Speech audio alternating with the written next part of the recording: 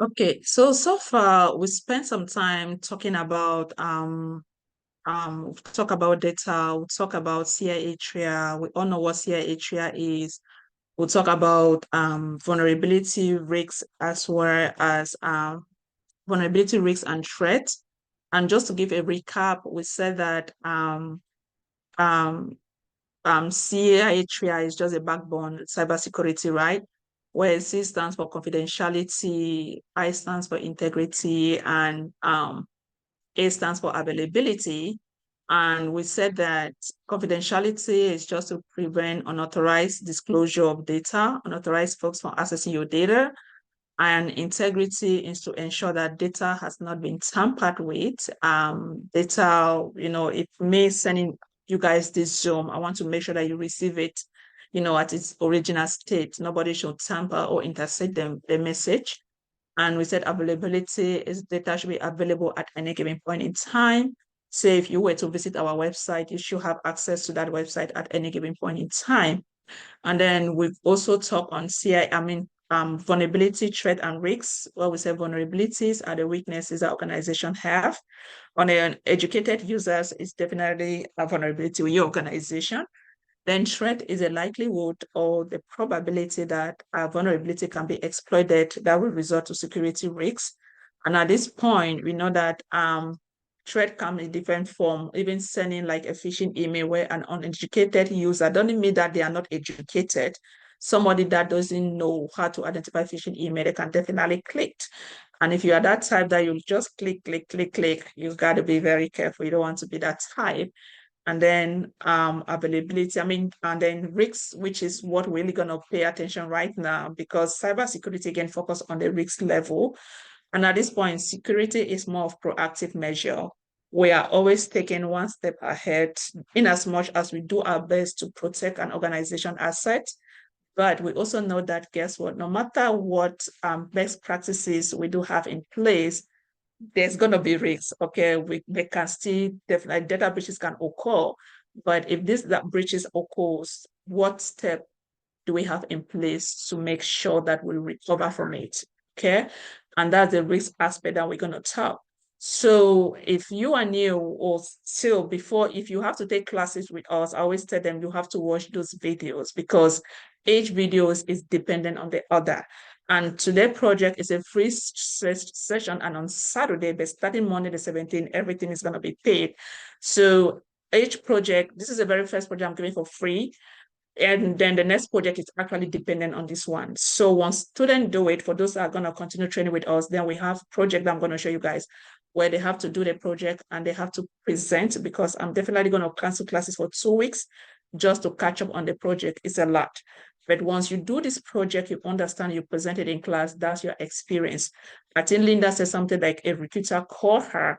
What project have you worked on? I've worked on this project, right? And after this project, we definitely have, also we can have like 3 different scenarios of projects that you've worked on. Okay. So talking about the categorization of information system, we also briefly talk on other regulatory authorities or the different frameworks like FISMA, FedRAM for the US government. And then we talk of HITRUST for the healthcare system alongside HIPAA. We talk of PCI DSS for the financial sector. And then we talk of GDPR for international bodies, specifically European unions. By default, if you are collecting any European citizen data, then you have to be in compliance with GDPR. Okay, so these are the core regulatory authorities. But if you go to other countries like in Canada or Africa, they have their own, like some region in Canada, when I was conducting research, they have their own like kind of like framework or regulatory authorities. But again, it's still boiled down on the 2 or core regulatory authorities or security control, which is NIST 853 and the ISO 27001. And if you live in like in state in New York or California, they also have more of like their state, regulatory authorities. Texas actually have one, they call it Texas RAM.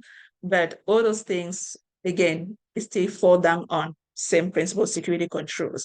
And that's why I say once you are in, it doesn't matter which regulatory authority your organization goes with. Once you understand one, then it's more of applied knowledge, because security, again, is all about security controls, okay? And that being said, we said the very first thing that we're going to do today is to categorize information system.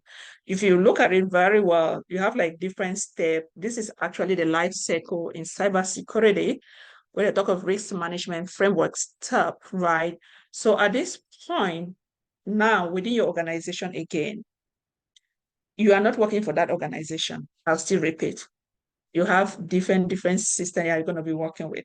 You know, this is very interesting. Like with my friend that I spoke with last night, like, yes, so tell me of all your information system. You need to have an inventorize all your information system. So at this point, once you identify all the different information system, if they are bringing in a particular information system, this is where you want to be able to categorize it. And the categorization is for you to identify the type of data that a system is going to collect, is going to house, and is going to process. Okay, and that's why we spend the very first class trying to understand data, what it means, and to see how IT in what's the word? Is it interwoven or relate? And definitely for us to come to the conclusion and say that what cybersecurity is definitely the future in IT and the ones that cause a shot, right? So if an organization is bringing a system, say it can be an in-house system, information system, remember even application databases or any tool. Some of you are already Scrum Masters. Say you use like Jira, you use like Confluence, or whatever thing that you use within your organization. These are all information system. So we want to identify what type of data are these tools, or will these tools be collecting, housing, or storing? Okay, so by the time we classify it, categorize it, we are definitely determining the impact level resulting to the risks. What's the potential impact if this is breached? What's the potential impact if confidentiality, integrity, or availability is breached, right? Or what's the risk, the potential risk should this component is being breached? And last class, we said that we have FISMA and FEDRAM, which are all the regulatory authority. But for us to understand those laws put for better, we have what they call NIST, right? NIST, I don't know the full acronym. NIST actually break down into different publications, right? We said NIST breaking into special publication as well as FIPS. And one of the things that I'm going to show you guys, for those that are going to take training with us, even you are not, but I'm going to share the link with you guys or put it in the announcement group. One of the place that you're going to go there to get this information to guide market. I don't know if I'm market. Let me see.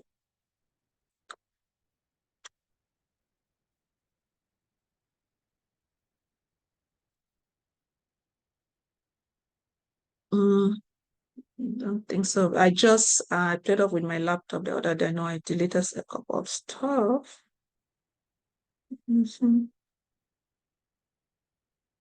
No?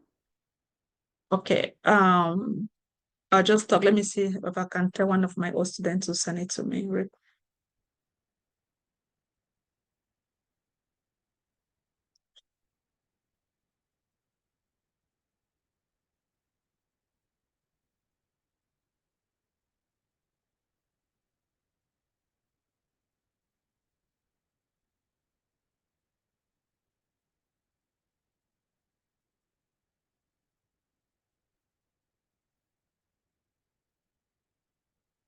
Okay.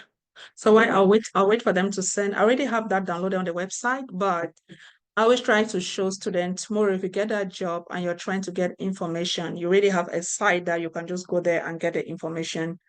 I don't know if I have it on this other browser. Let me double check real quick.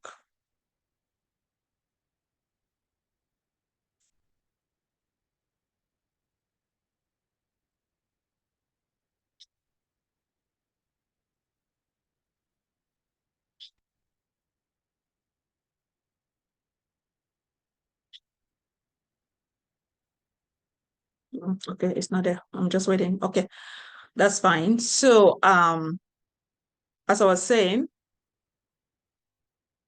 So when you get your job, I already have the document downloaded, but I wanted to show you all where you can go and get these documents, right? Hopefully some of them, I've just sent it to their interview group. I'm hoping somebody might send a link to me. So even when you get your job, that's just to show you that in security, many times you already have information out there that you can just go to the internet and download, right? You don't need to ask anybody, you can just go there and download all the document that we have. And for you all, this is eventually our website. This is how it looks like for registered students. If you see, we already have like lessons, and then we have videos for those sessions. Like this is the video, and then we also have materials. If someone should ask, we already have like materials, and then we have assignments. So the website is an online learning platform, right? We'll not be sharing stuff over email. Everything that you need once you log in on your student portal, that you can get. So going back to the diagram, we said that for us to categorize an information system, we need two publications. We introduced it last class. We said first you need a NIST 860 volume 2 and the FIPS 199. These are the two publications that you will need to categorize your information system. Do you need to memorize all of this? No, it's definitely going to come handy. So don't even stress about it, okay? So and we said that the way NIST does this is that you have FISMA, you have FedRAM, which are the regulatory authority. Then you have NIST. That NIST literally break down the set of laws for us. And then still your FIPS now is your summarized NIST, okay?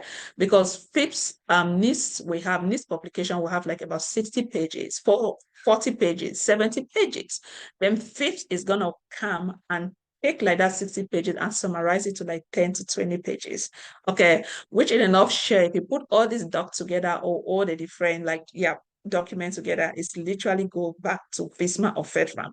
So we're just looking for a similar a granular way to be able to understand our FISMA or our FedRAM, right? So this publication is gonna literally breaks down for you the laws set forth by FISMA or FedRAM, but your FIPS now is just your summarized list, and we're going to see it handy. So for today, we're going to learn how to categorize an information system. And this is the very first thing before an organization can even operate. Okay, once they've already identified what kind of system is it, what kind of data is going in there, you must come up with an impact level. You need to be able to determine your impact level. And for you to determine your impact level, if your organization is going with FISMA or FedRAM frameworks, if it's going with FISMA or FedRAM frameworks, these are the two documents you're going to need to be able to categorize it. Okay? And that's to tell you that even if you guys are going with high trust, you're going to use this one. PCI DSS control, again, it's just a subset of the NIST 853 control. GDPR is a little bit different, but it's literally the same principles, okay? So we're going to go download this document. I hope they send it. I was trying to go to the website where we can download it ourselves. All right, if you look at this doc, it talk of FIPS 199. FIPS stands for the Federal Information Processes Standard Publication. Right. Standard for security categorization of federal information and information system. Forget about the federal thing, like anybody, even our company UST can adopt if we want to go with the NIST framework. And a lot of company nowadays definitely goes with this, okay? So going through the doc, I just highlighted some. If you look at the table of content, first it gives you the purpose of this doc, it gives you the applicability, categorization of information system, right? Terms and definition and references. And the purpose, anybody can read it. Again, I'll do my best to share the link on the announcement group. That way you can bookmark it. I always tell them if you are taking a class with us a month, you have to bookmark it because there are times where I would direct students to go to the website and learn how to download this document, on their own. Tomorrow, if you get your job, can be asking me to download document for you, right? You can just go there and download it yourself and then, do whatever you want to do. So going through the purpose, again, is just to tell you how information is being categorized, applicability, but this is where we're going to start paying attention. And I also want to say that henceforth from here, the previous classes, I did a lot of presentation on PowerPoint slides. But henceforth, we're going to use very minimal PowerPoint slides. We're going to work on the actual document themselves, show you guys how it is. That way, when students are doing their project, these are the same documents that you guys are going to need to carry out your project. Okay? And if anyone have any question, please, you can always, unmute yourself and ask your question, right? So the very first one that we have, we talk of security objective. Give me the 3 core security objectives that we've mentioned in class, the past 2 classes.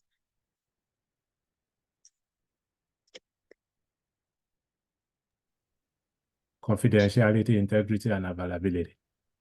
Excellent. So what's confidentiality? Let's just do a recap.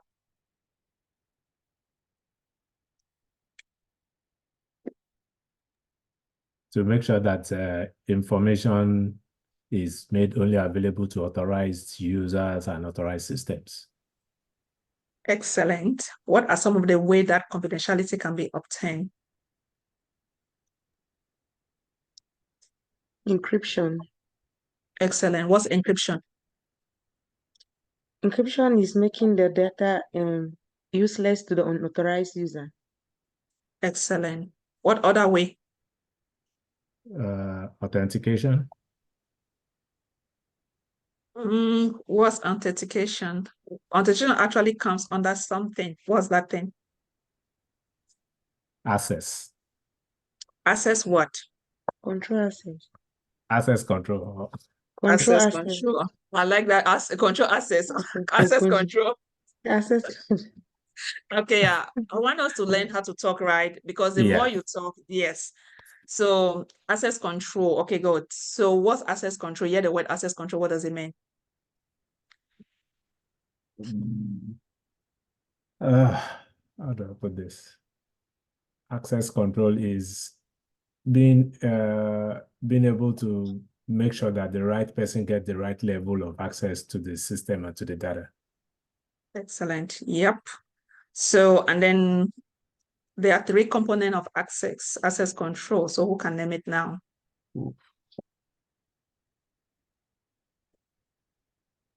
Encryption. Authorization. No, authentication, authorization, and what's the first one? 3 A's. It's 3 A's. What's the first one? Authentication. Before you authenticate, what do you need to do?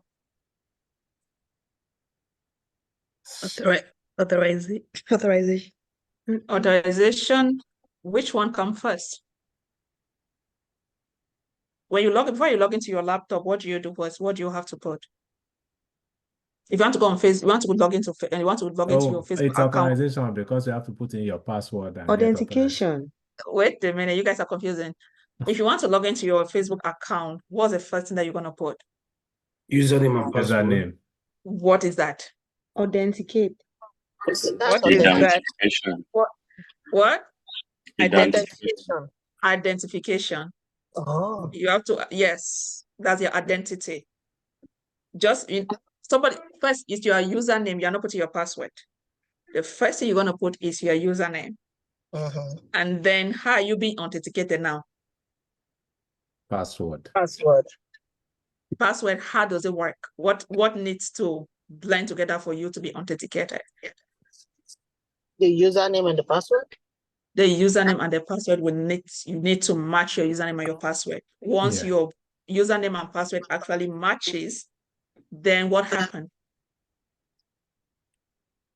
Then you authenticate. You are authenticated with leading to what now? Authorization. Authorization. Does it make sense? So at the level of authorization, what happened? Come again with that question. Authorization, what happens? The user has gained access. You have access. So once you get access to your Facebook page, what can you see? Notification. Your account. Friends, photos, whatever thing. So do you see this is your privilege now you have? Because that's your account. Right. So like mine now, when you get your job, the first thing, the way they also have an information system, they call it identity management system. Many a times when you go, they give you a laptop, that's something that these technical folks have already put together, right? You get it? So each time you want to log in, you put your username, your password. There are times where they have MFA, multi-factor authentication, but each time you are being authorized to access your organization resources, that's you are authorized, it comes with accountability. I always tell people, I cannot emphasize more than this. Once you are in there, you want to be professional. Like, don't mess up. Do not mess up, because anything that you do can be tracked. Okay. I know people doing crazy stuff out there, but if you have a good company that have stuff in place, you gotta be careful. Even your geographic location, because IP address changes. Even your geographic location, you have organization that will even scan geographic location, right? I work my organization like that is scan. Like me, government, I can never work out of America. There's no way. Yeah. Right. So those are like some of the things that we want to pay attention. So that's it for confidentiality. So what's integrity now?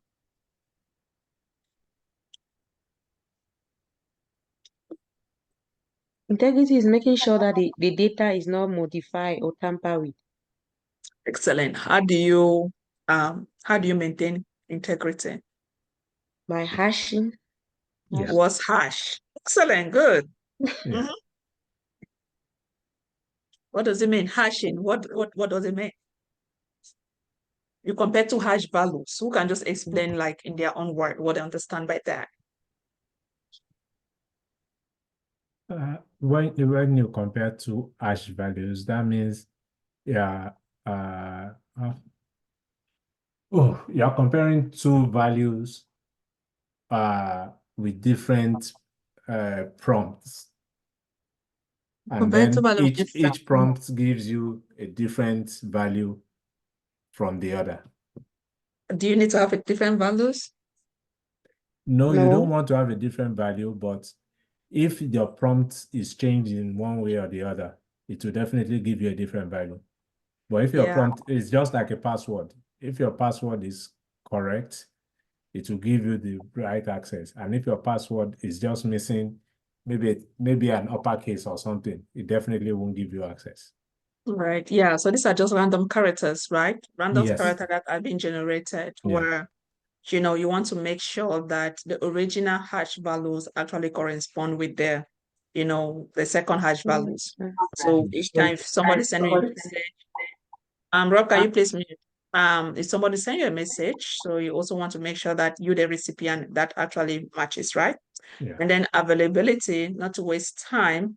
We said data should be available at any given point in time. And there are different things that we can do to make sure that we maintain that.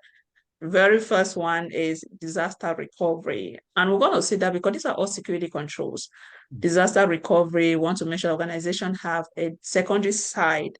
Say something happened to their primary side, they should always restore and recover from that secondary side, right? And then backup is one of those things that, like some of us, I think we are on WhatsApp, you have to back up your phone, your data. You know, that way if something happened to your phone, you misplace your phone, you can always definitely restore back from that backups. You know, they also patch to take care of bug fixes. And then they also have like different, like when I work as an Oracle DBA, you have high availability solution tools that they have in place just to make sure, again, data should be available at any given point in time. These are the security objectives.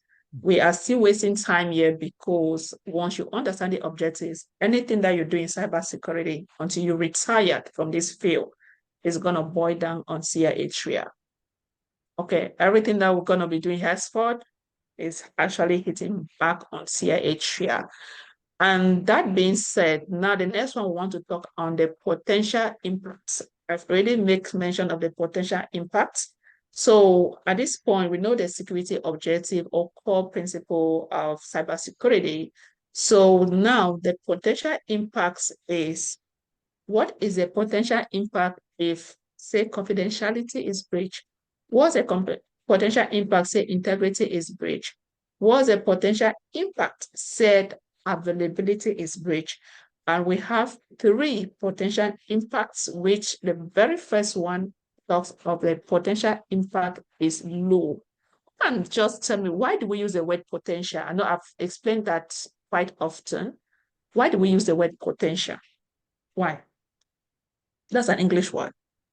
That means it's likely to happen. Excellent. It is likely to happen. And that's security for you. Security, we are being proactive. As I said, we said, you know what, we want to protect it, but it doesn't mean that it's not going to happen. And that's why we want to define this. We want to still like analyze our risks. At this point now, I am bringing in risks and potential impact. Bringing in our risks. What's the potential impact if confidentiality is breached? The likelihood, how serious? What would be the impact? What would be the effect if this happened? Has it happened? No. But there's a likelihood that it can happen. And that's why if you kind of put the dot together, you realize that we'll always work, always just to make sure that we don't get breached, but it doesn't mean that it cannot happen because we have already defined our system and we know that it's a high system. We've defined all of the, as we're going to see shortly, all of the different information type. But again, what is a potential impact? Even if we have everything in place, but it can still happen. Okay, so I like that comment. So if you look at the very first one, there's talk of, let me kind of maximize this for those who cannot see clearly. The potential impact is low if the first one, the loss of confidentiality, integrity, or availability could be expected to have a limited adverse effect on organization operations, organization assets, or organization individuals. A limited adverse effect means that, for example, the loss of confidentiality, integrity, and availability, one, cause a degradation in the mission capability to an extent and duration that organization is able to perform its primary functions. Two, effectiveness on function is noticeably reduced. Three, result in minor damage to organization assets. Four, result in minor financial loss. Five, result in minor harm to individuals. Do you get? So if you have a system, depending on the type of information that system collects, where they say that the potential impact is low, it actually falls down on all of these. What's the potential impact if this thing is low? Give me a scenario, think me of a personal scenario. If it's like, I don't know what we discussed last time. I think we made mention of 3 systems, right? And you guys will kind of disclose this. Tell me of like, give me an example you feel like, even if that data get breached, the potential impact is going to be low for all 3 CIA triad. Who want to try?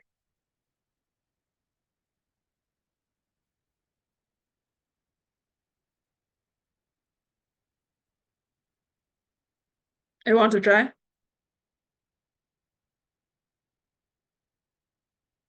Let me try. Go ahead, please. Thank you. Okay. So let me use the scenario that I used last week. And so if a thief comes in a house, breaking in a house, and sees my wallet and remove my purse and do like some shopping online using my card. So I think the confidentiality for me is low, integrity is high, then availability too is high Okay. because So my wallet anyone? is not, yeah. Go ahead, please, Corey. Yeah, because my wallet is not like, I know it's confidential. It's something that everybody can see or some, yeah. So it's not, that's why I said it will be high, the integrity. The person will shop, tamper with my data, like the money in my account, and removing the money will be high from my account. So. Okay. Do we all agree with her example? Or someone have something else to say?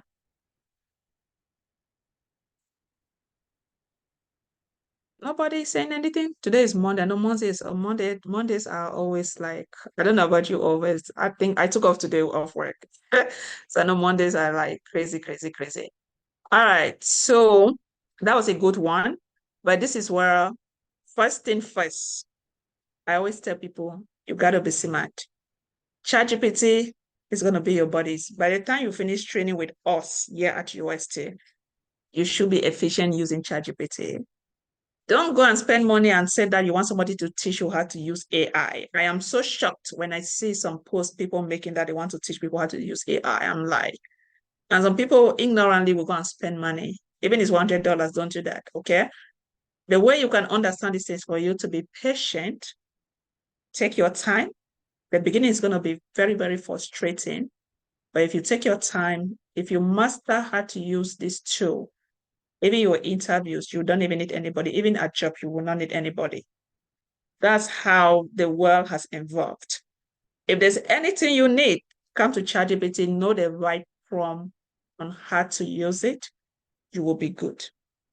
I'm saying it because my students, that I'm not lying, we use ChatGPT a lot. This is one of our most effective tool that we use. Okay. And currently I have projects that I'm working on, a lot of things that I do with the help of ChatGPT. If there's one thing about me, I'm very transparent. I can keep stuff like this away from students, but again, you will still tell some would learn how to do this, some would just minimize it. They don't have time. So if you don't have a ChatGPT account, maybe some of you, this is your first time hearing ChatGPT. If that's your first time, reach out to me. I can always send you the link. Go there and create an account and learn how to start using ChatGPT. Okay.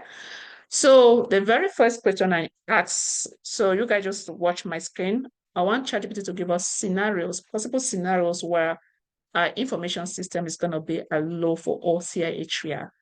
And then we'll see how easy this thing can become. And my purpose of pulling out this is the fact that if you are reading anything that you still do not understand, it's hard. Come to ChatGPT, tell ChatGPT to explain to you in a way that a 5-year-old child will understand.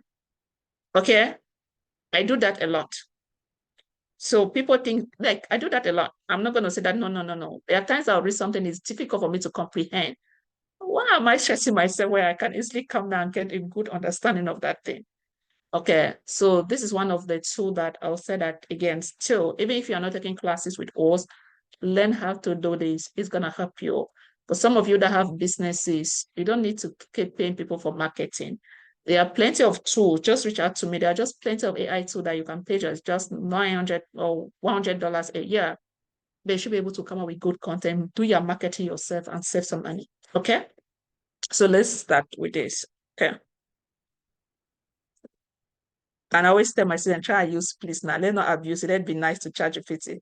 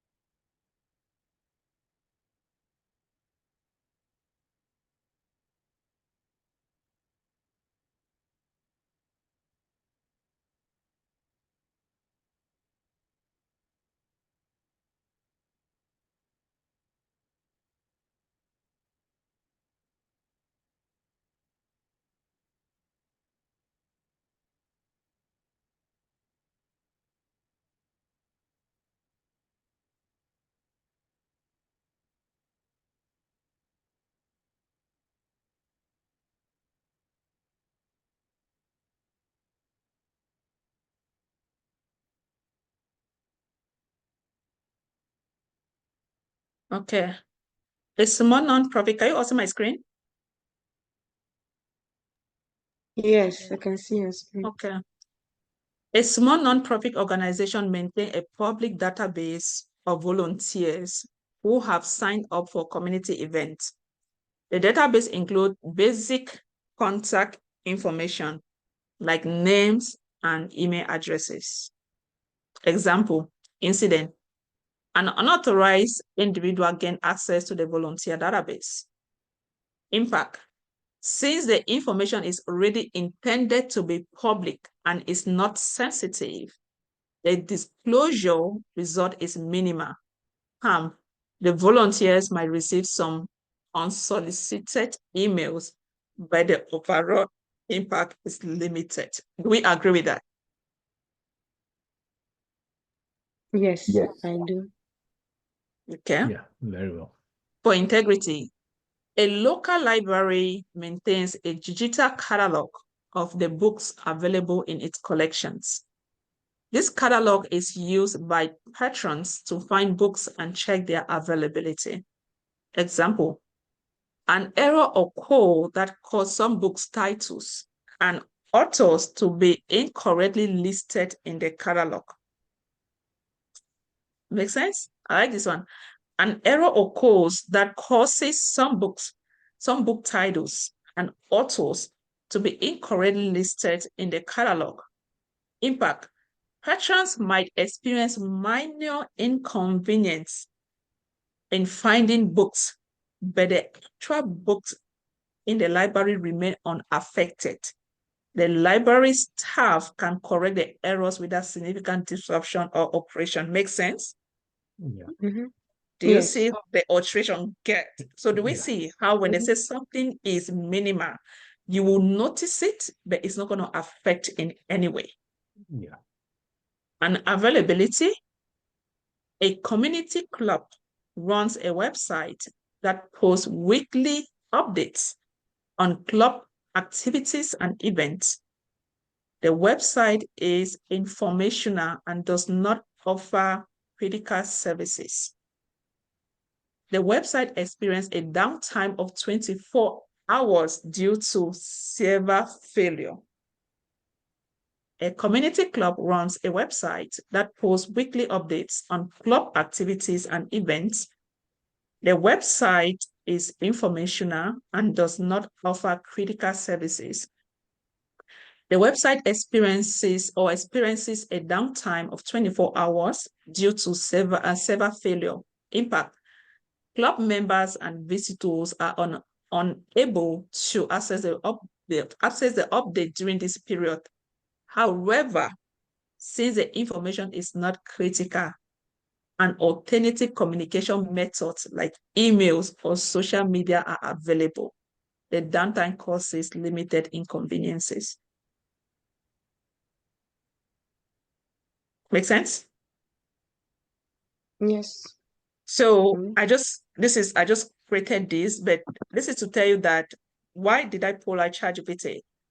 This is something that if you are finding it hard to understand any concept or principle, a complex idea, ChatGPT is going to be a number one place to go.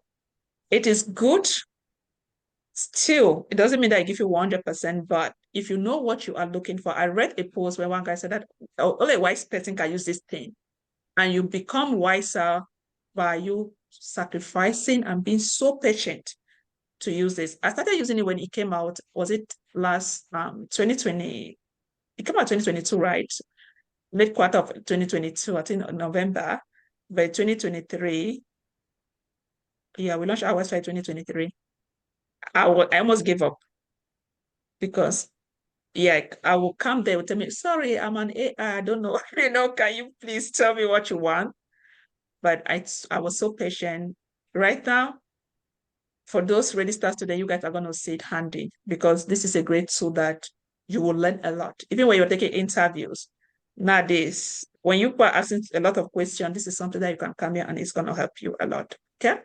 So I just wanted to bring that out. So if we can go back, that's when they talk of adverse effects. So if something has a limited adverse effect, it goes back to the data type that we've mentioned, right? The sensitivity of the data that that particular information system collect, house, or store, right? So if it's limited to, we notice it as we have gone through those other example, but guess what? Like business can still ride on. Okay, that's it for low. Low. When they said a potential impact is low, it means it has a limited adverse effect. Any question before we go to the next one?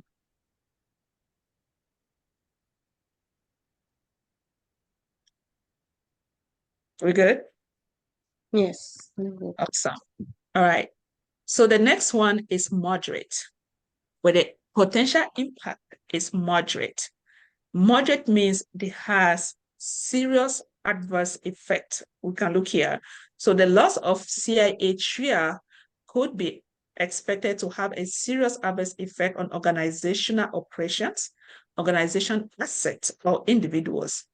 Amplification, a serious adverse effect means that, for example, the loss of confidentiality, integrity, and or availability might, one, cause a significant degradation in mission capability to an extent and duration that the organization is able to perform a primary function, but the effectiveness of the function is significantly reduced, result in a significant damages to organization assets, result in significant financial loss, result in significant harm to individual that does not involve loss of life or serious life-threatening injuries. If you don't understand what the thing is, go to ChatGPT, tell ChatGPT to break down for you or come up with scenario. Another way, if you really want to understand this whole thing that they have put, I will take this, I will copy everything from here. I'll go to ChatGPT. Let ChatGPT break it down for us, okay?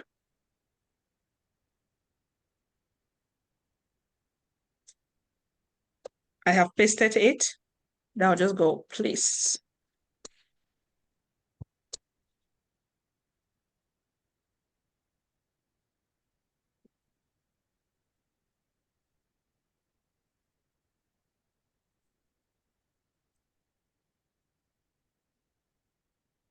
Okay, so let's see.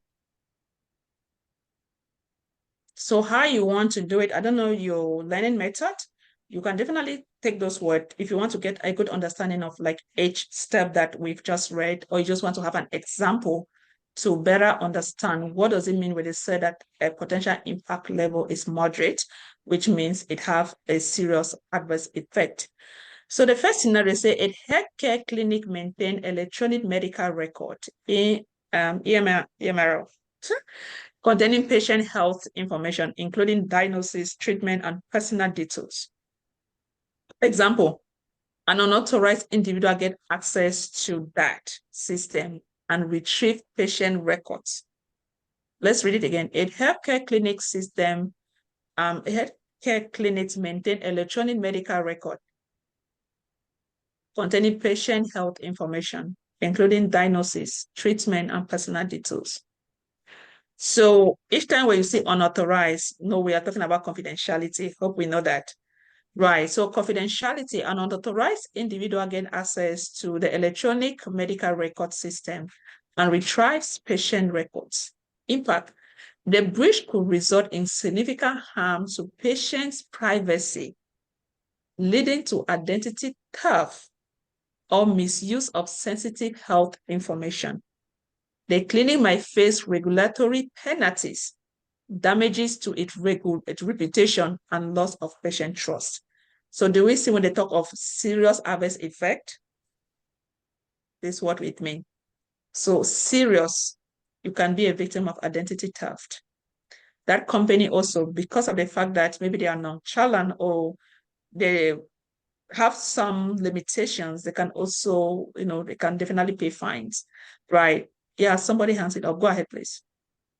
Yeah, I wish to ask in a scenario that, for example, if you go to a hospital and there's the nurse or the visiting nurse come and visit you, ask you some questions, and when going, and she forgets to lock her machine, and you view some information, but you do not tamper with the information. So how can we classify that one? Okay, so with what she has just said, anyone want to try before I go?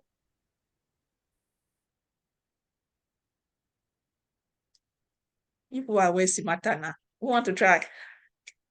All right. So with what you have just said, we have already categorize our information system. With your example, we have an information system that's already in existence. We have the control that we've already implemented. Do you see when we said risk is a probability that a threat can exploit a vulnerability can result to the loss of CI atria? So in as much as, depending on the type of information system that is, the type of data that this information system collect or house, we're going to determine if it's a high system, if it's a moderate system, or if it's a low system. And our impact level will determine the type of security control, because that's the next step we are going, right? It will determine the type of security controls that we're going to implement that goes to that system. But in your own case, right? Let's say, even if it's a low system or a moderate system or a high system, but guess what? At that point, we have an incident that has occurred.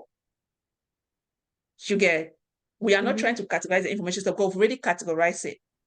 An incident has occurred. At that point, you don't know if it has resulted to a data breach yet. You get me? An incident has occurred.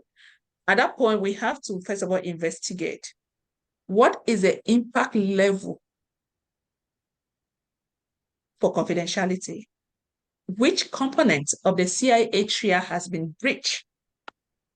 And what are the impact levels for the different components? In your own case, confidentiality has been tampered. Though that system is a high system, now we start talking about incident and data breaches.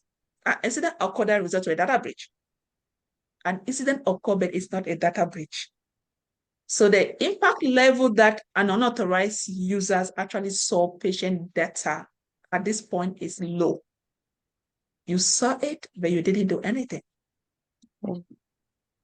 But has confidentiality been tampered? Yes. Because you are unauthorized, you are not supposed to see, but what's the impact level now? It's low. But who wants to start going moderate or high, say you saw it, did something? Am I making sense? Okay, yes. Class, am I making sense? Are we all together? Yes, Yeah. sure. Good, yes. So we see the point. So the fact that it doesn't matter they want to take the, well, I know we are going there. It doesn't matter the system categorization that we have, but, and that's why I told you at the very beginning that do you will start talk of potential. It's because of something like this, because we know it's going to happen. Because that's something in the future. We are preparing ourselves knowing that, but guess what? Even if it happens, that's where we start now come back on the impact level. But what's the impact level? Oh, it's low. Oh, maybe it's high. It results to a data breach. What's that data breach? Maybe you went there, you change information, you get, and that's where we start analyzing and kind of with the impact level. So that's a good one. I like that. Are we good? Yes, ma'am. Thank you. Yeah. So if you look here with this same example that I said, so the very first one we understood when what it meant when it said that the impact level is low. And then like what we've just discussed, even this one, we talk of the electronic medical records that an unauthorized access actually retrieve patient data.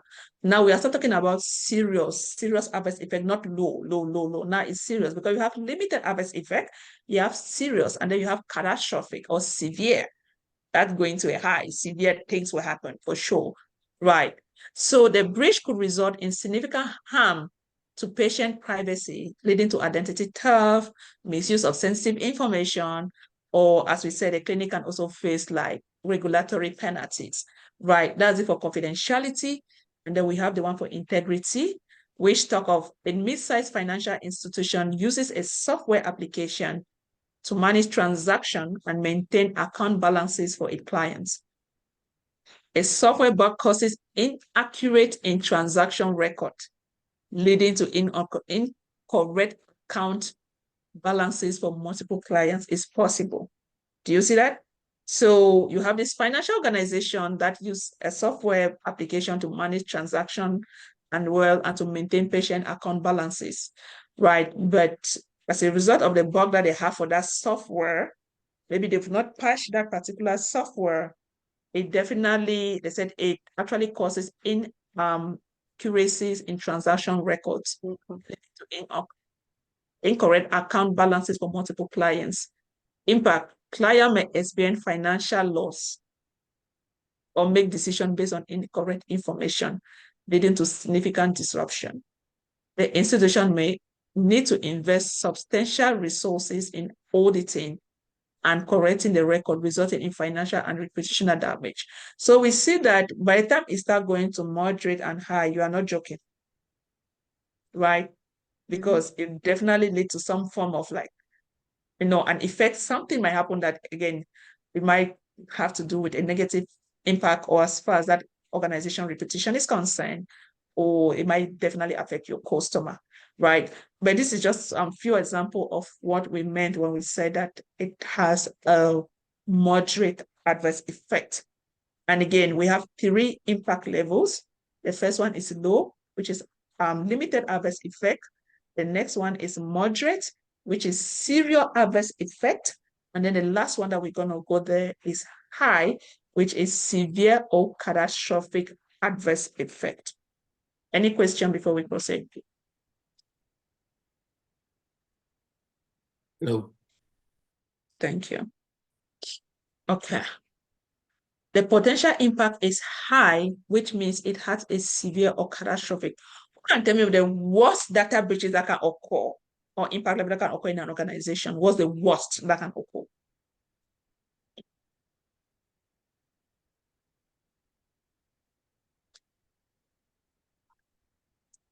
Probably if there is a leak, there's a data breach that results in the harvest of their customers' information, PI. Yeah. What else? For example, loss of personal information. Accessing client social security numbers and personal information. Okay, what else? That's not the worst for me though. For example, if a user click in a malicious link and the attacker get access to the machine, like remote access, and he can go in and encrypt, or he can go in and encrypt the data and make it not available to the Ransomware. customers. Yeah, they'll ask for ransomware. That's still not the worst. So I think it's when a malware is introduced into a company system. That's still not the worst. In man in the sorry, calling internal use, I've forgotten the name, but Insider threats? Insider threat. That's not the worst. Insider threat that can result to what? Is it when it take over? Take over what? Your systems. That's ransomware, right? And denial of service, that's not the worst. The worst when somebody dies. What? Oh, wow. When somebody dies, you can bring people's system, you can do whatever, but when somebody dies, that's the worst form that can happen. That's true. Okay? What do you mean? Like someone impersonating them? If somebody dies, if you die, somebody dies at work, you kill somebody because of, do you see a situation when they talk of disgruntled employee? When they fire them, they went back and they gunned people. Do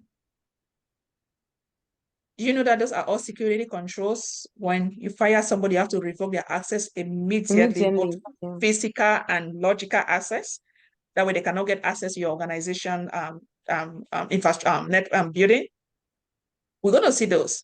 So many a times, I don't know which year, it happened in Virginia, I was in North Carolina then, when a disgruntled employee actually went back and gunned down people and killed people. So if they are investigating, probably they did not revoke that person access, because if you are fired, how are you able to get into organization building?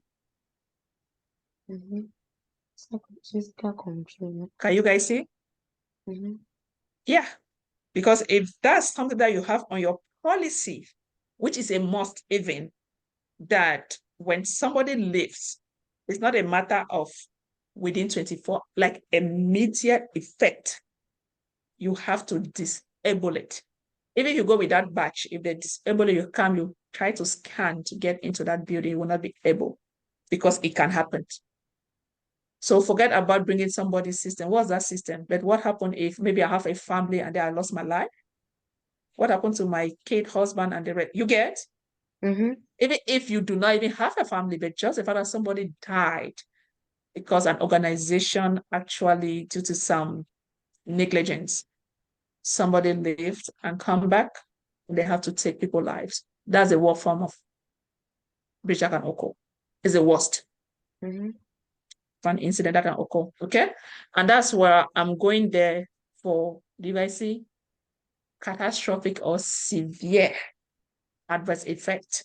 I see the very last one, they said loss of life or serious life-threatening injuries.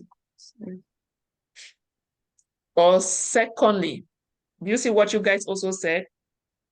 That ransomware, where they bring their organization system, that is severe. Not only when somebody dies, even nobody dies, if they can bring down your whole system, they encrypt it, they kick you guys out, then they're asking for a ransom, that's a catastrophic event.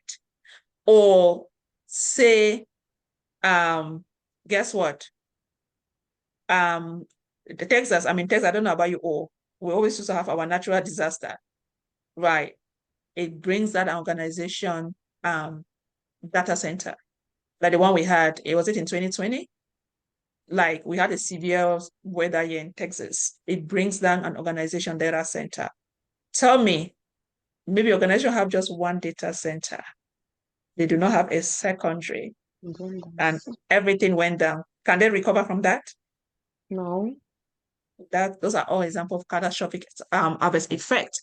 And that's why in security now, we need to be able to understand the data type. Once you understand the data types, then you're going to also determine a set of security controls that you need to implement. Are we good? Yes. Who is not good? Let me know. Okay.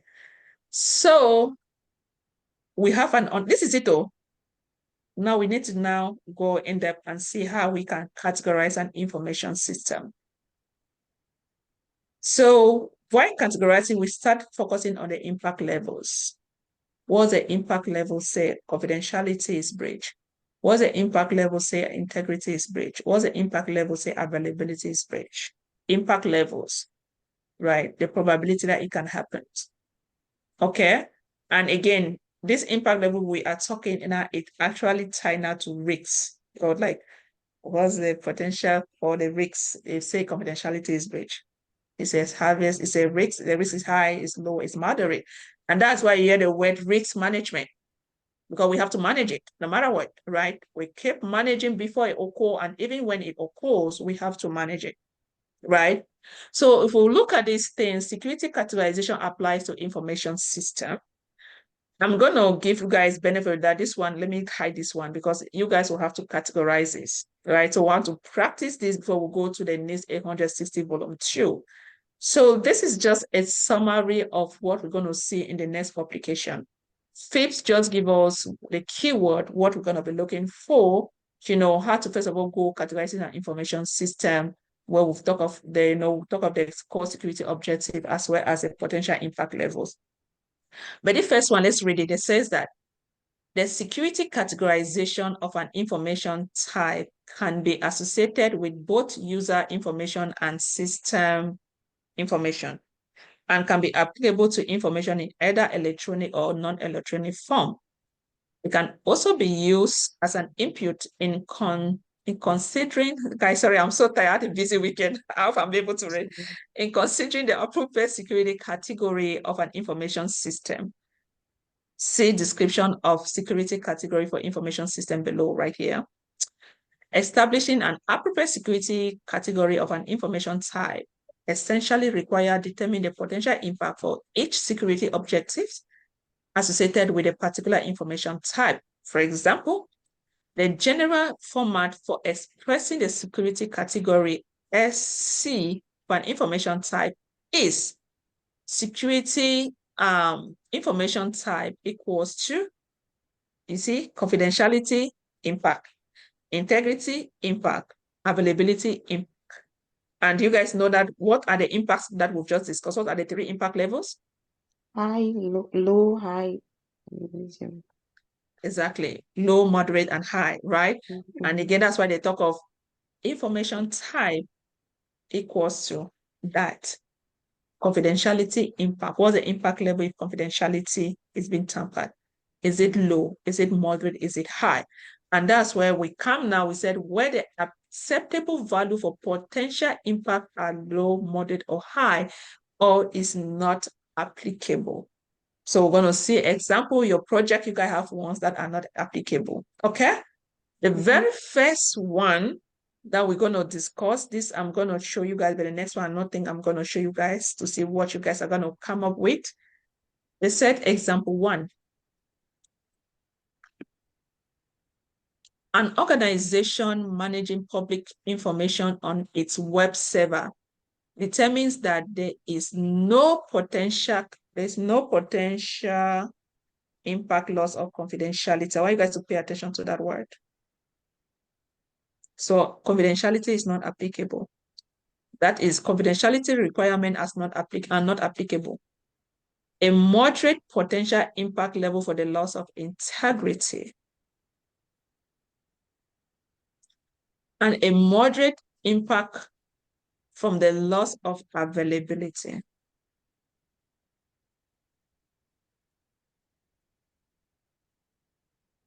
The resulting security category SC of the information type is expressed as follows. SC security category, confidentiality, remember they said confidentiality is not applicable, correct? Yes, ma'am. They say integrity is moderate, and they said availability is moderate. Then I'm going to introduce a keyword here before we go to the next one. So for you to categorize, that's a categorization that we've just discussed. This is it. If you have a system, you have description of the data type, you have to categorize the data type. Okay? You have to come up with a system category for each and every data type. An information system can have like 15, 20, 5, 2. You have to come with the impact level for each and every component of that particular information type. And for you to categorize your information system, you categorize it by getting the highest watermark. Highest watermark. When we talk of a highest watermark, at this point, our system is a moderate system. So the highest watermark for this system is moderate, is M. Had it been, say, instead of integrity, we have high, then we're going to go with the highest value. Okay? We're going to go with the highest value. You can have confidentiality low.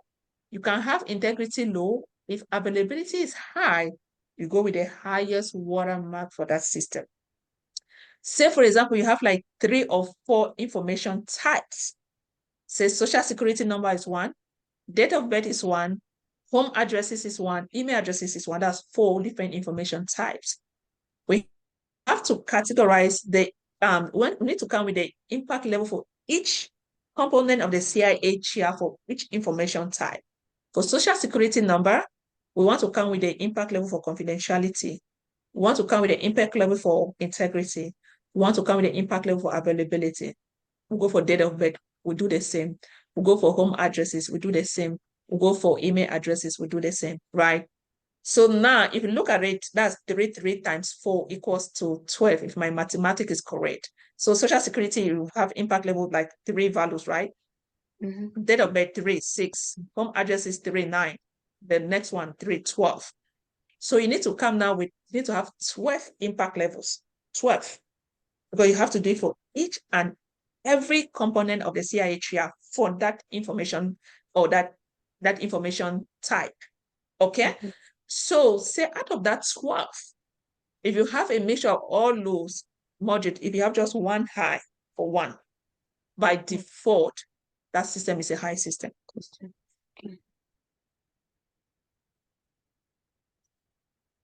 You guys get it? By default, it's a high system. And that's what's go with the highest watermark. But that does not mean that you cannot tell. I'm saying this because for those who are going to take the training, this is like a hands-on project that you guys are going to be doing. That does not mean that you cannot tell or you cannot increase it. There are situations where NIST, I'm introducing another term right now. NIST have given you the baseline because we're going to get there shortly. The baseline is a minimum requirement that NIST have actually tell you that you need to implement to be in compliance. NIST can come and tell you that, guess what? Information system for social security number is confidentiality is low, integrity is high, availability is low. That doesn't mean that you just want to accept what NIST have put. That is the minimum baseline, the minimum requirement. Please take note of the word baseline. Minimum requirement. But for us to stay in compliance, we need to actually implement that baseline. We need to go with that baseline. But the truth is that we can tailor it, we can increase it up. We can tailor from a low to a moderate, from a moderate to a high, but you can never downgrade. You must stay at the bare minimum at that baseline, or you can step it up.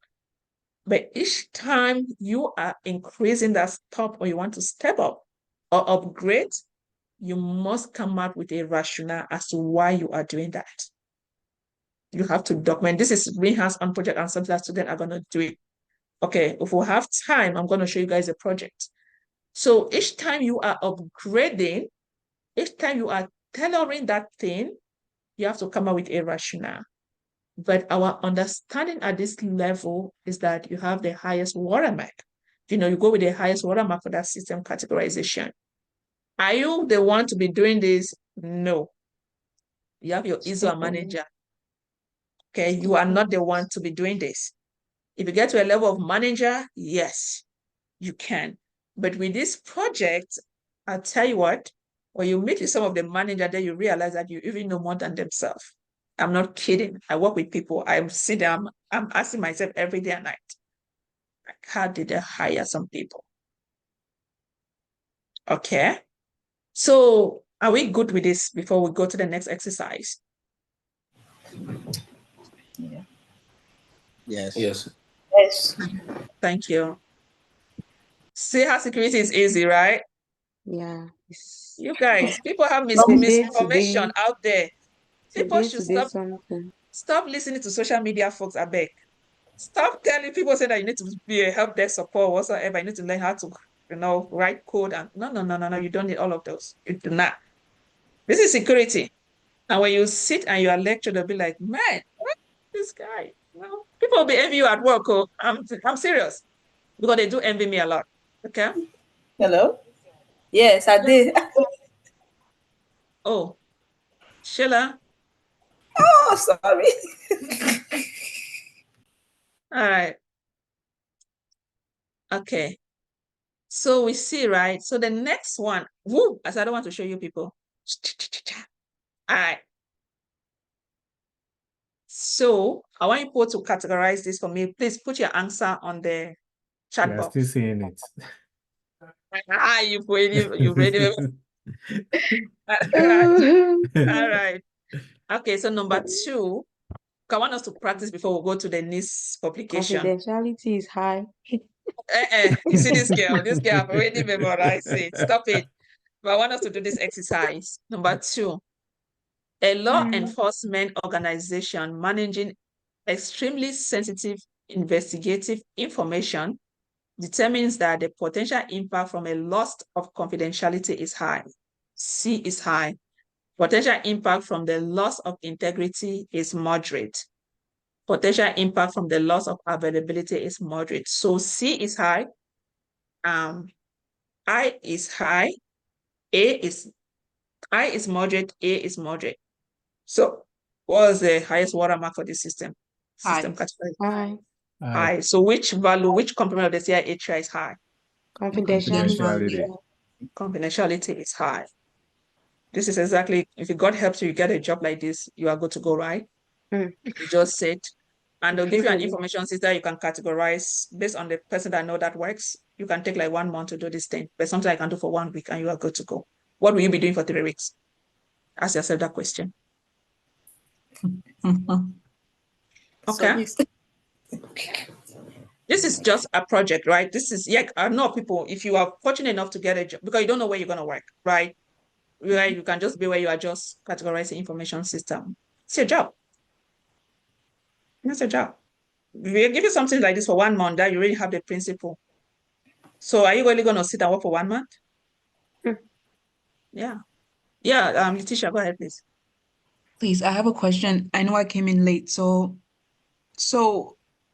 this categorization that you are doing, is it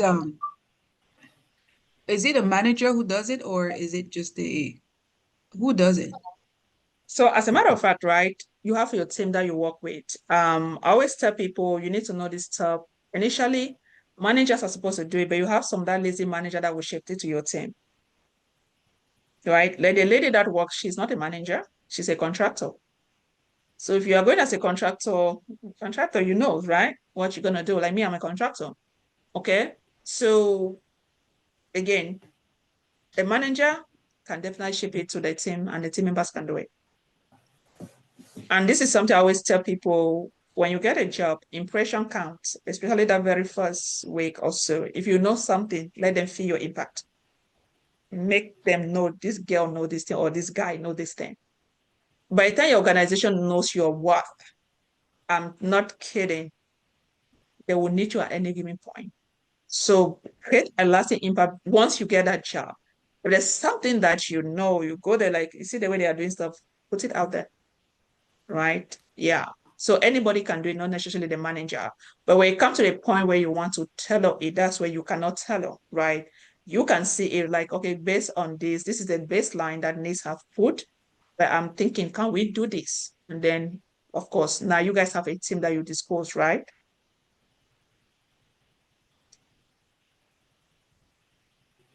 And you can be a manager too. If you're a manager, you know what to do.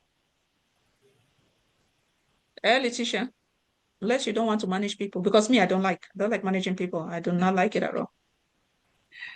I do not. I resign. I do not. I'm still doing it right now.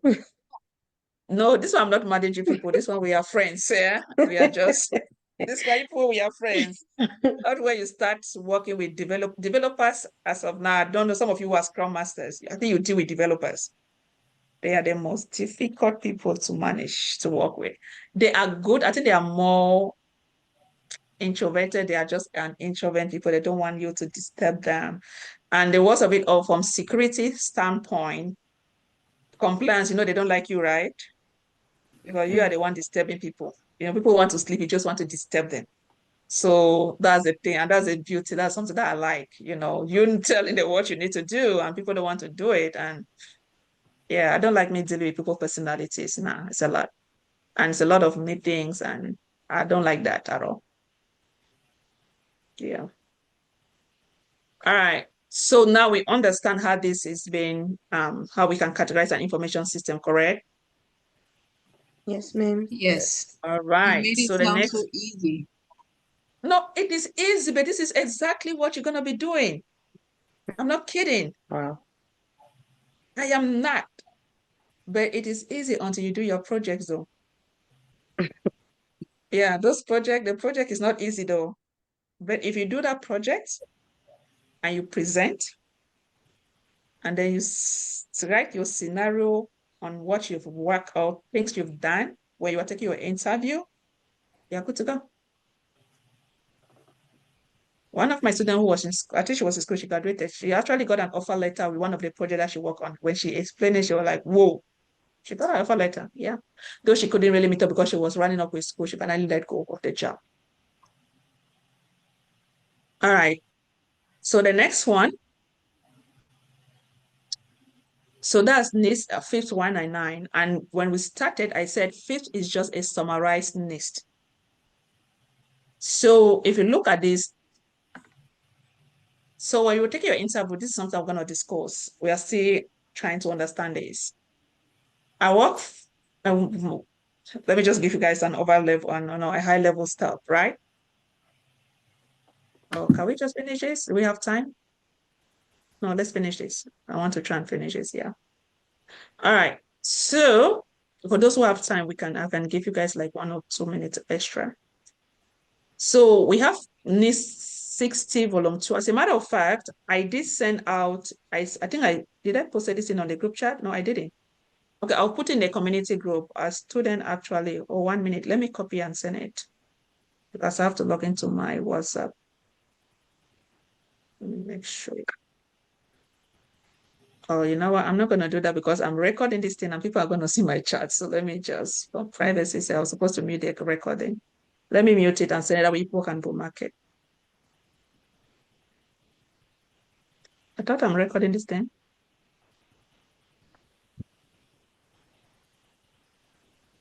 You're actually recording it. I'm not recording? Oh, I am. Okay, so if you guys can go to this site, I thought about market. Okay, this is a site that we're going to need, and that's the beauty with cybersecurity because any document that you need, do you see? This is a perfect site that any document that you need, you're going to download it. And I'm saying it because you guys are going to be visiting this site a lot when you are doing your project.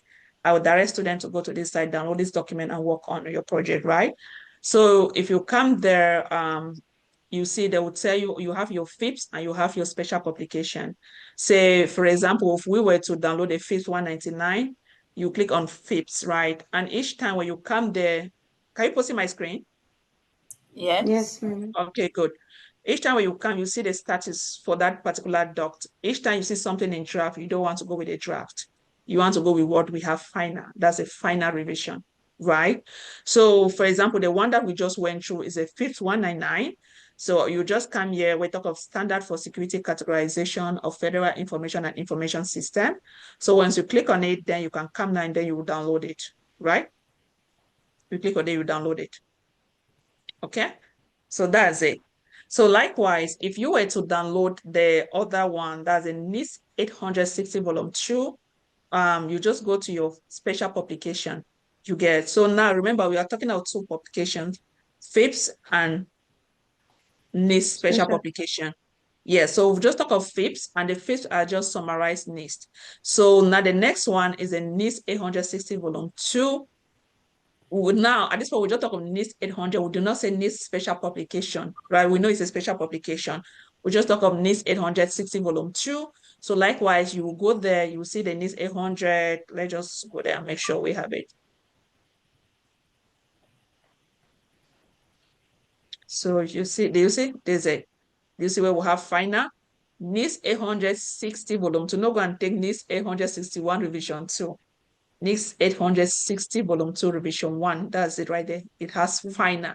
You see when it was released? So that's a document that you definitely download.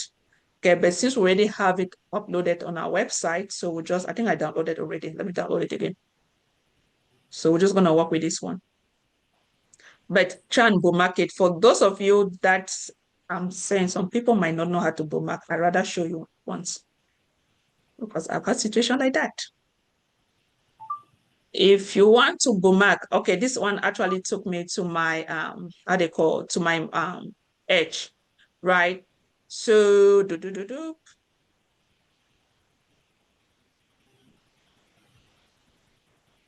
I doing here?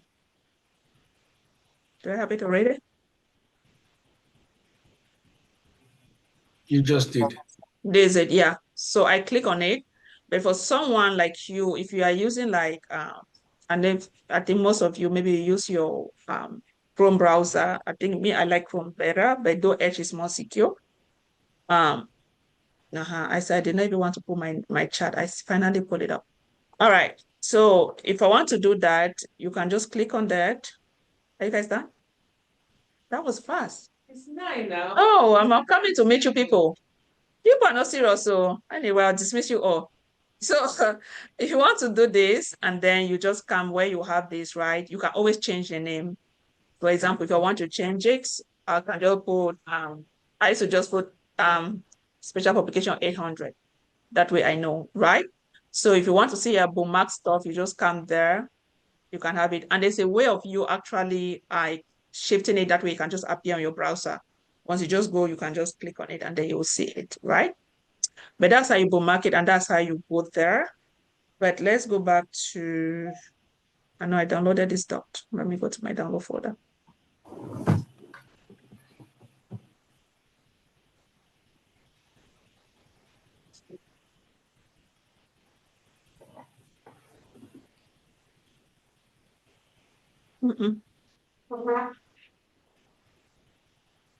Why is it taking so much time?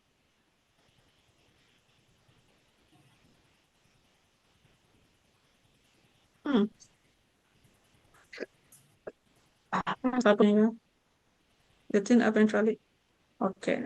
I think you have it on your Edge already. It's open on Edge. Yeah, I thought I have it. Yeah, that's why I'm trying to go to my Edge. Okay, this is it. You see? Yeah, that's it. You see that I'm not smart, right? That's something I gotta just be clicking and start. I don't even know what I'm doing.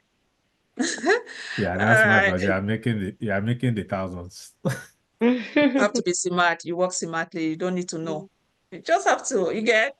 That's how we survive. Oh, don't it? Some people when they are doing other their thing, like if you guys only know the way I do these things, yeah. All right. You guys should just take me. I'm a clown. I hope by now you guys know I clown a lot. All right. So at this, thank you. So at this point, I know once they want to ask me, this is your table of content. You have your information type. Now we want to search for information types, right? And once they want to ask me, oh, what if my information type is not on this doc? I was like, there's no way. Priscilla, I said, there's no way you're not gonna have your information type. You will always have your information type here, no matter what. Okay.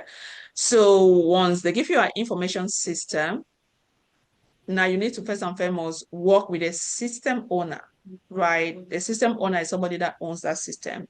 Before you guys can categorize this, of course, you guys must have had a lot of meetings where they'll tell you, okay, this is what we want to do. You sit there. If you have any question, of course, your manager is going to be there. But if you are being tasked to do this, so Priscilla, I don't think she's hearing me. All right. So sure, this is my thought.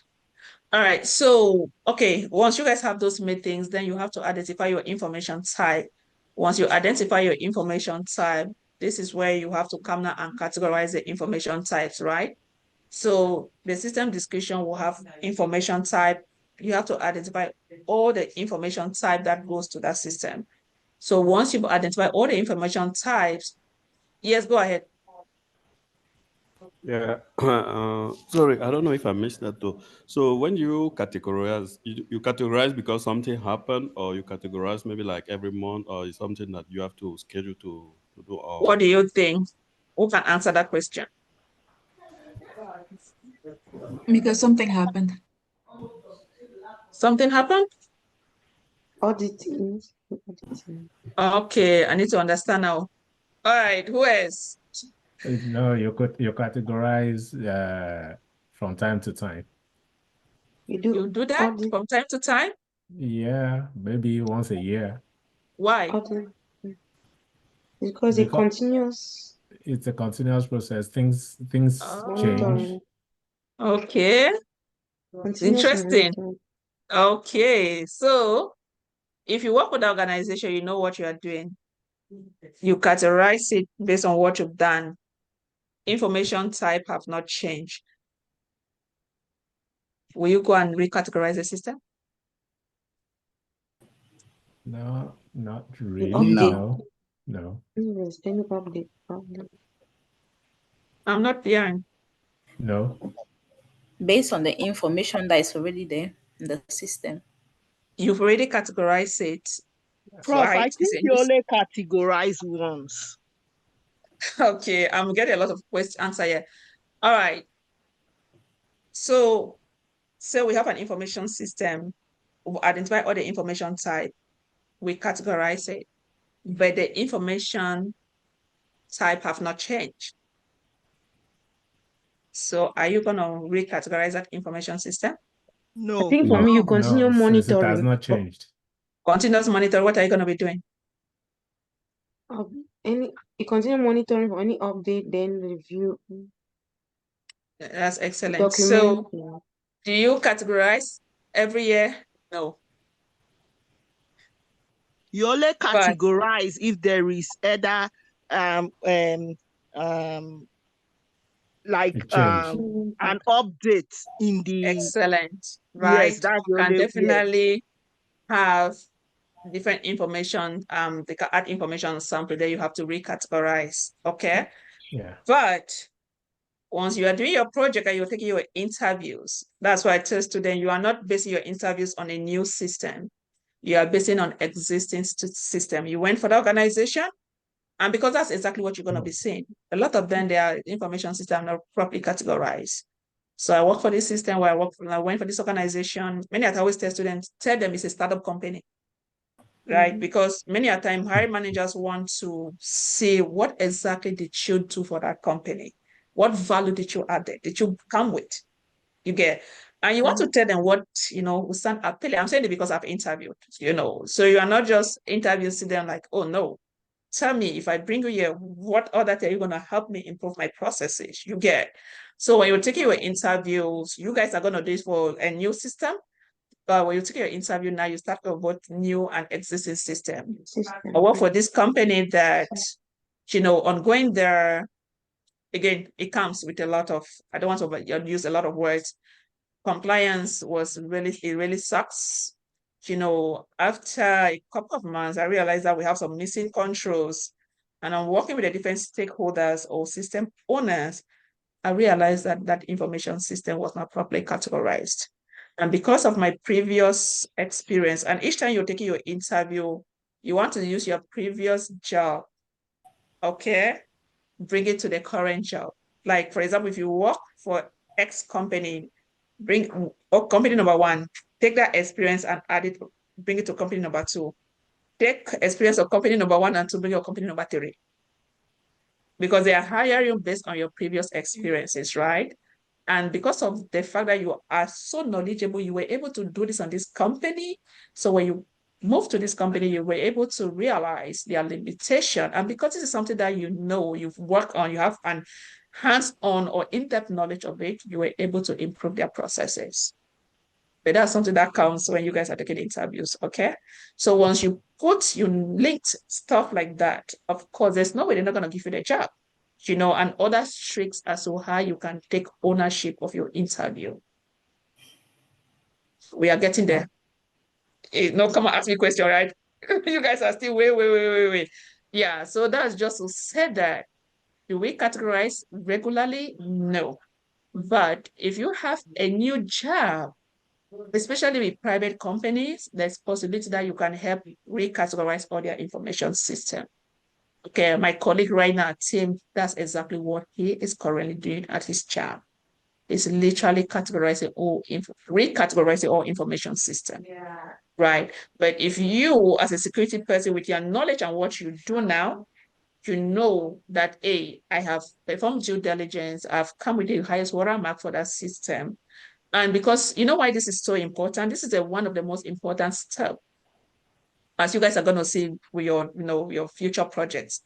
Based on your highest watermark that you categorize, it will determine the type of security controls that go to your system. And for you guys to stay in compliance with the framework. Because if you go for a moderate system, which is a high system, then you're going to have limited security controls. And that's why we are categorizing this to manage our risks, right? Because based on our highest watermark, then we're going to determine the type of security control that goes to the system. Okay? Excellent. So to save time, let's say, but I think, Asan, that was a good one. So are we good? Did we answer your question? Yes. Thank you. Thank you. All right, good. All right. So Depending on your information type, I'm going to just demonstrate one or two. For you to do a quick search, what page, how many pages do we have here? Over 304 pages. So you're not going to be scanning over 304 pages to look for information. Okay. Some people already know how to quick search for information within a page. So you take your Control F. Each time you do Control F, you have a search bar that is going to pop up. That is it. I do Control F. Am I on this document? Control F. Do you guys see? So Control F. So we want to do something like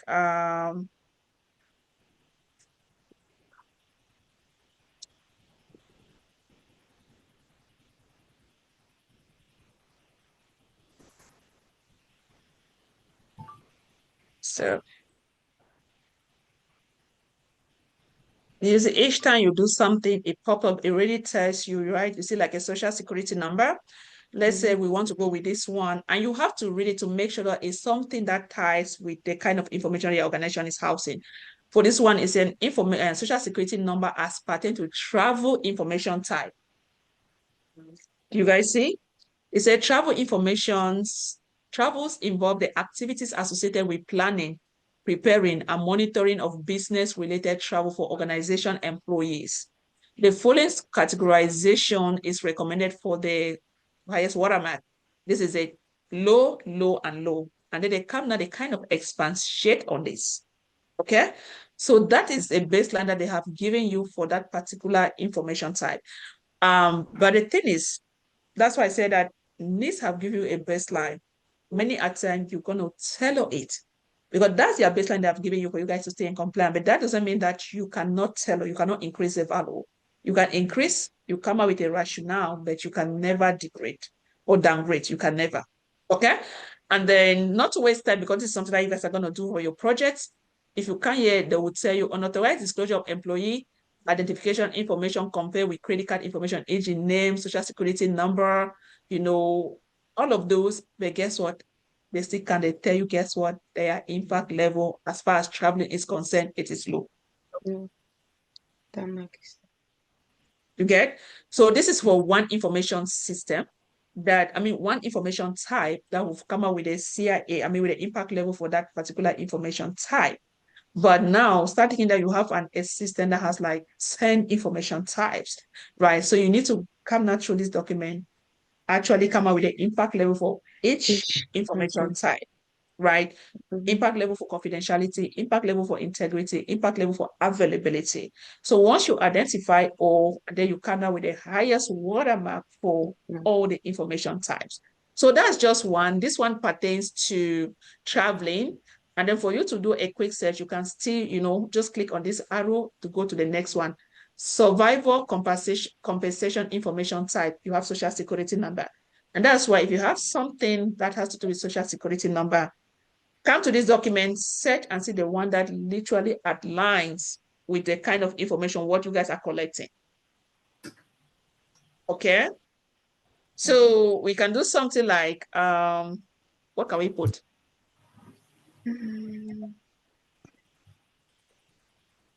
Addresses, crime prevention information type, they have to do with addressing. So whatever thing you do, you just come here, you do a quick search.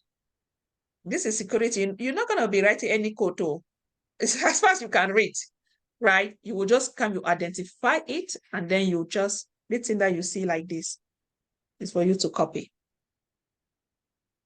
You have a document that they will paste it. So this is how you're going to search for document. I want to save some time and go and show you guys the project that you guys are going to work on. That way will make more sense.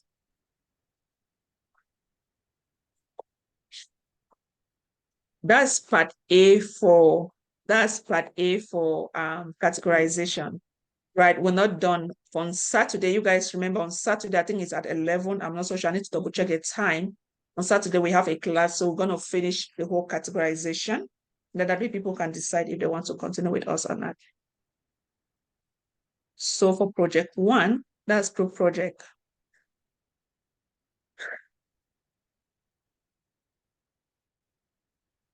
Okay.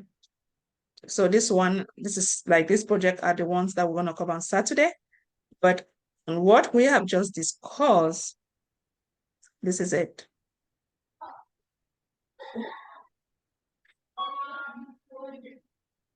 Did I click? Did I say it? Okay.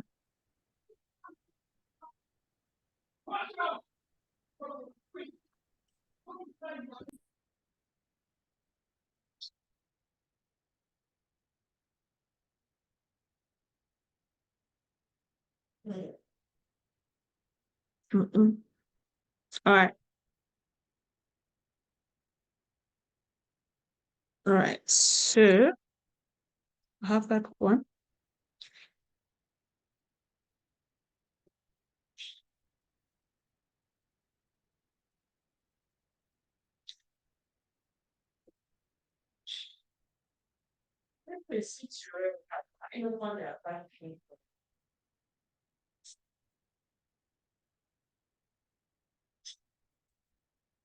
Okay.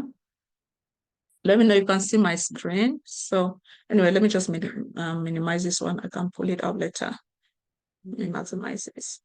So this is the project that students are going to work on. And based on just what we've covered, somebody said it is easy, right? It's very, very easy until you start this project. Then my phone is going to be blowing up like 10 times a day because it's not an easy project. I know what I'm saying, right? But once you do this project, you understand it, of which people understand, they'll be like, whoa, yeah, the beginning is hard and you cannot do it by yourself. And that's why with us, group work is mandatory. Okay, on your own, give you 3 months, you will not be able to complete this project on your own, right? And that's why we need to work, as a group. So if you look here, the first one, they say identify information type. This is your description for your system. What you guys are seeing, that's exactly what you guys are going to see in most of the information system out there when you get your job. Right. So it will tell you what that system is. You guys can read on this DMZ and all those things. You can watch some YouTube videos on that. But each time you come, you see that we have listed all the information types that this system is going to be collecting. For example, the systems administer training for employees and allow them to shop for health insurance and manage their benefit. The term system also include components of accounting and issuing reimbursement for employee expenditure, such as well as help desk module for resolving site access issues. The system store, process, and transmit a range of information system, including number 1. Do we see that? Public comment. You guys, I never chose today. I wanted them to go and figure it out, right? So including public comment tracking, management improvement, product outreach, and all those. And these are all the information types that the system is going to collect, house, and process. So you will take this information type, you go to the NIST 860 volume 2. I'm not going to copy and show you people. This is something I want people to do it. You will copy it, go to NIST 860 volume 2, identify the information type. And then each time you identify the information type, you will come here. This same document, this is exactly what you're going to find. This is more manual. Yeah, 1 minute.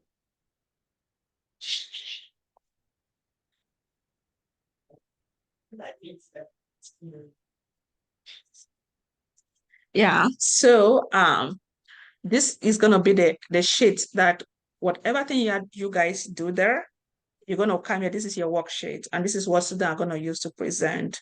Okay, so the very first thing you will read, it will tell you to give me the system name, which is already have there.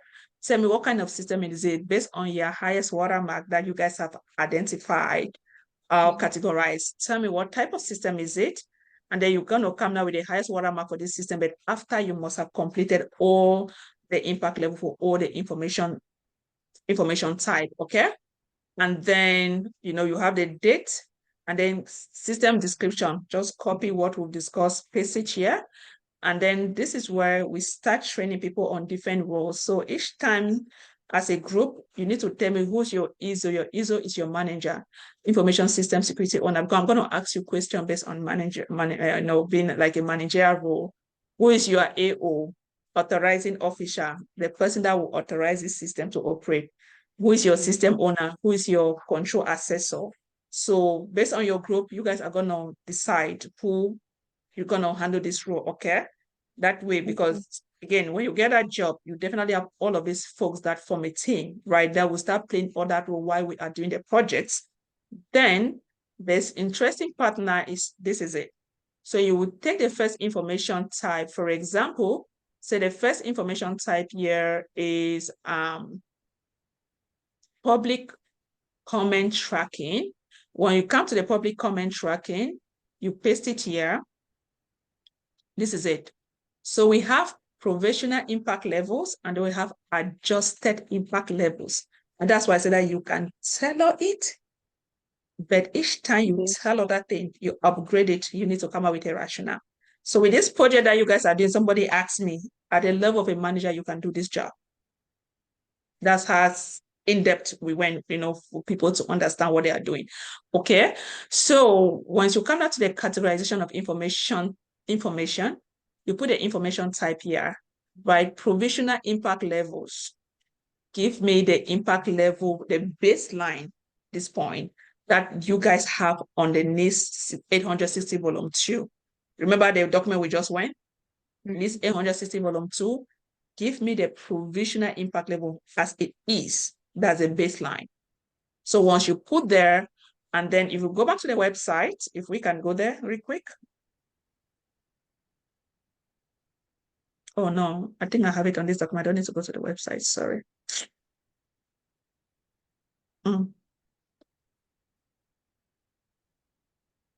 Okay. It will tell you, identify the information type of identified, assign provisional levels to security objectives, that's the CIA track for each information type. That's the column that we just mentioned. Adjust provisional impact level if necessary and document the rationale for the adjustment, right? So once,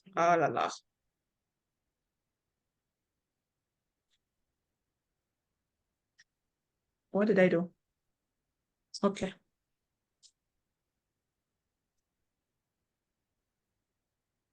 All right. So once you have the provisional impact level for all your information types that you've identified, I believe we have over 21 information type, if I'm not mistaken. So you come with a provisional impact level for each and every information type. You document it from the NIST publication. It's just a matter of copy, paste. And then you have to read it and tell me, hey, based on this one, integrity, it says low. Do I really need to go with a low? I feel like that low doesn't make sense. We have to increase it. And I don't want you, because I had a group that I literally terminated their work, right? I want people to be able to do this and understand what they are doing. It's not a matter of you just go copy and paste. No. Do it as if you are in a real world, right? Challenge yourself on these projects. So do it as if this information system is housing, this information system has just one data type. Right. Because most of them, some like that particular group, the fact that they've just realized that, you know what, we've already categorized it, some already have high, it doesn't matter, let's go. What if that information system have just one data type? Are you just going to copy what NIST says and that's it? You guys better understand your data type. What kind of information you guys want to protect, right? So if NIST tell you it's a low or moderate, then use your judgment. Do we just want to go with a low or moderate? We feel like no. It will get hacked. Guess what? It's going to cause, maybe the impact level is going to be this, but we want to adjust it. And that's why each time you are working on each information type, make sure data type or information type, make sure treat it as if it's a single entity, as if that's the only information type that the system will house, in as much as you have over 20 information types, right?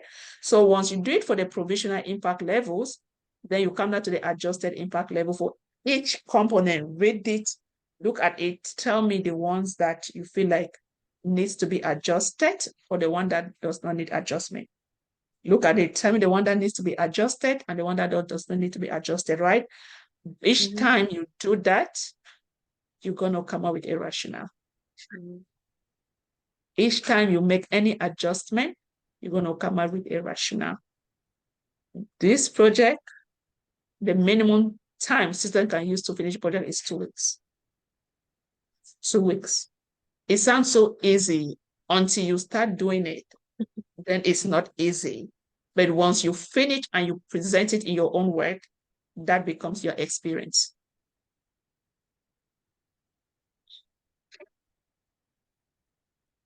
Then once you're done, use the highest watermark concept to get the highest categorization for that system. So once you've done that for everything that you've done, give me the highest watermark concept for the overall value of each security objective. So for this one, each time you've done for this particular one, give me the highest watermark for this particular information system. You get, based even on your adjustment, give me the highest watermark for each security objective, not the information system. Each time you do it, give me the highest watermark for each security objective for that particular information system. Then once you are done with all of those, give me the highest watermark for that system. Okay, give me the highest watermark for that system. Based on your highest watermark for that system, that's the thing that's going to determine you on the type of security control that you need to implement, which that's a backbone in cybersecurity. Any question? So excuse me. So the first one you give the watermark for each information security objective. object. Okay. Yeah, you see? Okay. Yeah, for this information type, security objective, and then vector, you give me the highest watermark now for the system. So with that system, okay. That's now you tell me, is your system a low system? Is it a moderate system? Is it a high system? So we have categorized our system. Okay. That's a project. Are we good? Yeah, I'm good. Any question before we call it a shot? So at the end, what if your high watermark is low? I mean, your system is not categorized. Who can answer that? Categorized. It's a low system. You've categorized it as low. Categorized to a low system. So if it's low, what does it mean, Assam?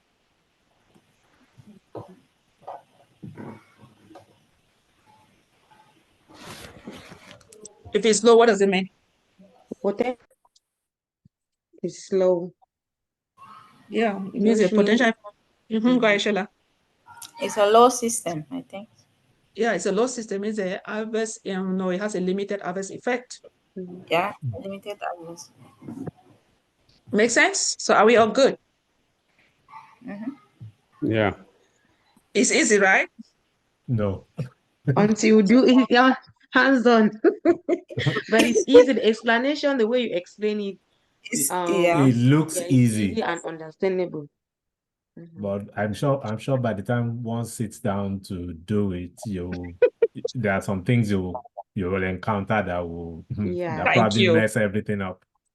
And it's that thing that will make you understand better. Because once you successfully do this project, and then you are not coming to be reading on PowerPoint slides, tell me what exactly did you do, right? Once you can put in your own words, now in an organization setting, that's a project you've worked on, that's your experience. So please, I just want to ask, like, can you give me a scenario in that they can ask something like this for us to present? They ask you on your interview, please tell me of a project you've worked on. What did you tell them? Say you hang up the phone. Yeah. Oh my goodness. That was really rude. Oh, let me stop recording. Sorry.